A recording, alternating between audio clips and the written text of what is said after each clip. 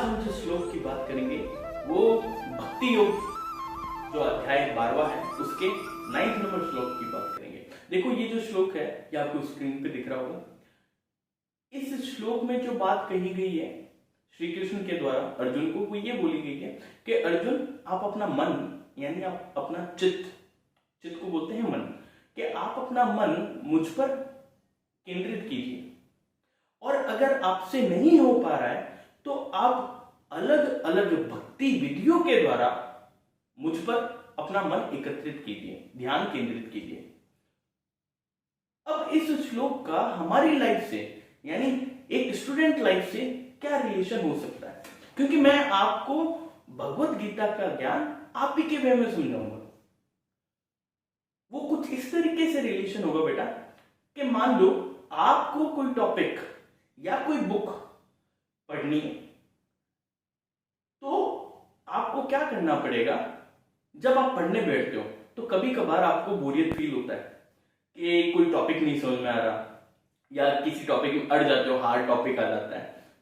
तो होता यह है कि हमें क्या करते हैं, हम उसे स्किप कर देते हैं। हमें स्किप नहीं करना, हमें उसे किसी और वे में ट्राई करना चाहिए, पढ़ने का एक अलग तरीका यूज करना चाहिए। मैं आज जो आपको टेक्निक बताऊंगा वो सुनिएगा। जिस तरह श्री कृष्ण ने अर्जुन को बोला कि आप अलग अलग भक्ति विधियों का प्रयोग करके मुझ पर ध्यान केंद्रित कीजिए, उसी तरह अगर आपका पढ़ाई में मन नहीं लग रहा तो आप अलग अलग तरीके यूज करके वहां पर अपना कंसंट्रेशन लगा सकते हो। तो सुनना, मैंने एक टेक्निक डेवलप की है रैट WSO या रैट वसो। इस टेक्निक का नाम कैसे है?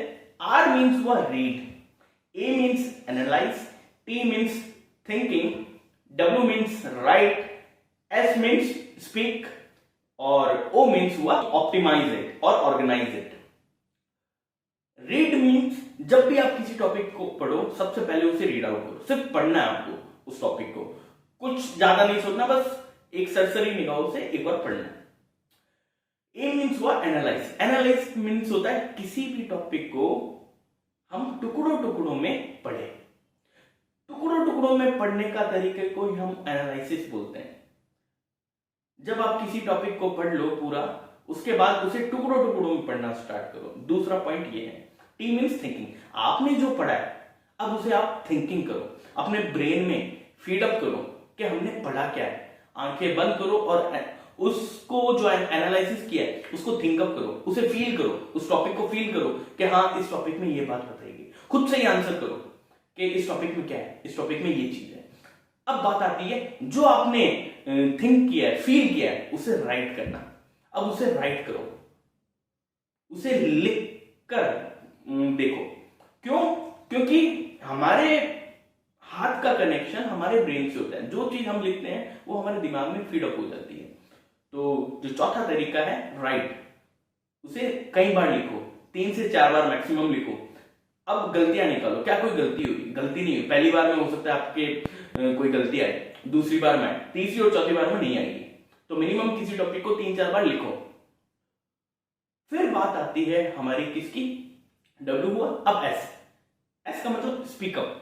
जोर जोर से उस टॉपिक को बोलो, चाहे छोटा टॉपिक हो चाहे बड़ा टॉपिक हो। मिनिमम 2 मिनट 1 मिनट ही लगता है किसी टॉपिक को जोर जोर से बोलने में। बोलो, स्टडी रूम कर लो बंद, किसी को नहीं सुनाना, खुद को सुनाना। नेक्स्ट आता है O मीन्स ऑप्टिमाइज और ऑर्गेनाइज।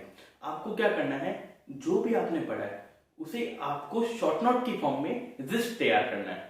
अगर आपने इतनी मोटी बुक ठानी है पढ़ने की फॉर एग्जाम्पल, तो आप इस मोटी बुक को 10 पन्नों में उतार सकते हो शॉर्ट नोट की फॉर्म में। यानी कोई भी टॉपिक आपने पढ़ा है, ठीक है, तो उसे आप ये ट्राई करो मिनिमम टू मिनिमम कितनी लाइंस में आप कवर अप कर सकते हो। For example I suppose to be 2 पन्नों का कोई टॉपिक है, ठीक है, आपने वो पढ़ा, तो आपका ये रहना चाहिए कि मैक्सिमम 3 लाइंस में इसे कैसे तैयार किया जाए।